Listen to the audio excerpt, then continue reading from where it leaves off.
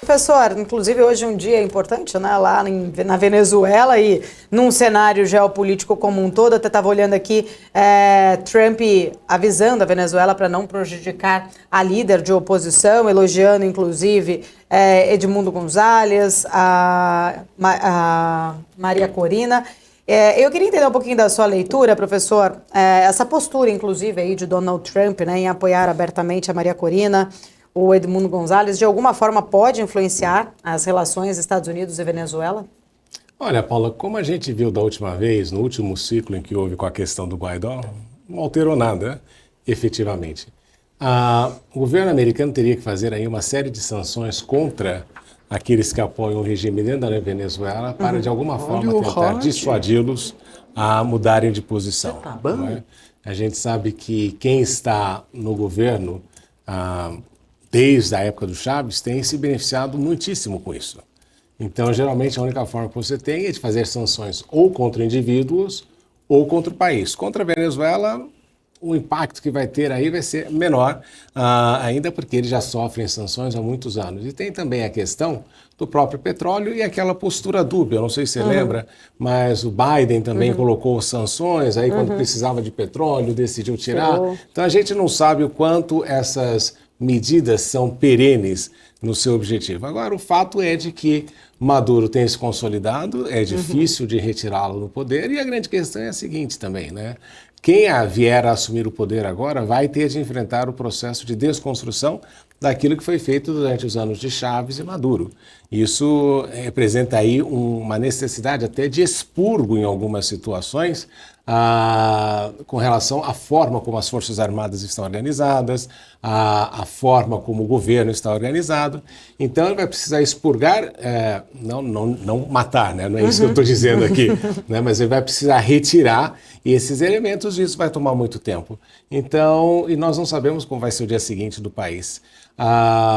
O fato é de que a Venezuela precisa de uma oposição. Essa oposição, pela primeira vez, consegue aí ter uma presença importante nesse processo todo, mas eu ainda acho difícil que haja uma modificação, porque a pressão internacional nós sabemos que não funciona, e se funcionar, muitas vezes a gente não sabe como vai ficar o dia seguinte, né?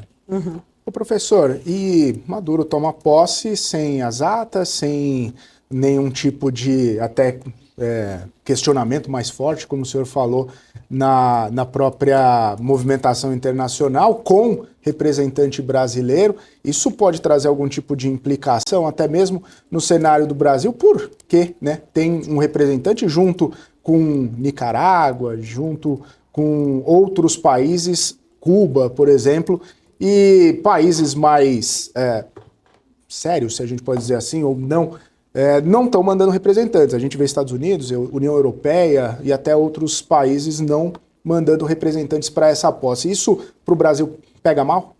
Eu acho que não, né? Porque se você vai ter... são duas posturas, né, Felipe? Uma é você não reconhecer o governo. A outra é você reconhecer e tentar engajar o governo na expectativa de que no futuro as coisas mudem. A gente já notou que essa história de você não engajar não funciona. E quer exemplo maior do que isso, que é olhar para Cuba. Os Estados Unidos faz mais de 60 anos que tem sanções contra Cuba e não funcionou nada. Efetivamente, a família continua dirigindo os assuntos do país. No Irã também, não é?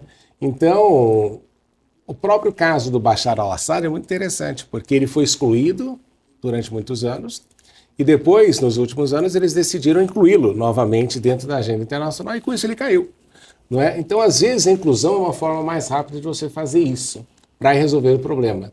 E, de alguma forma, através dessa inclusão, você tentar criar uma agenda comum que, eventualmente, leve aquele líder a um enfraquecimento em razão do fato de a população poder vislumbrar algum tipo de alternativa. Mas, nesse processo atual, você simplesmente criar um ostracismo daquele agente político, eu acredito que não funciona tão bem assim. Então, o Brasil, se quer ter uma liderança regional, se quer permanecer como um eventual articulador de um diálogo, precisa estar presente.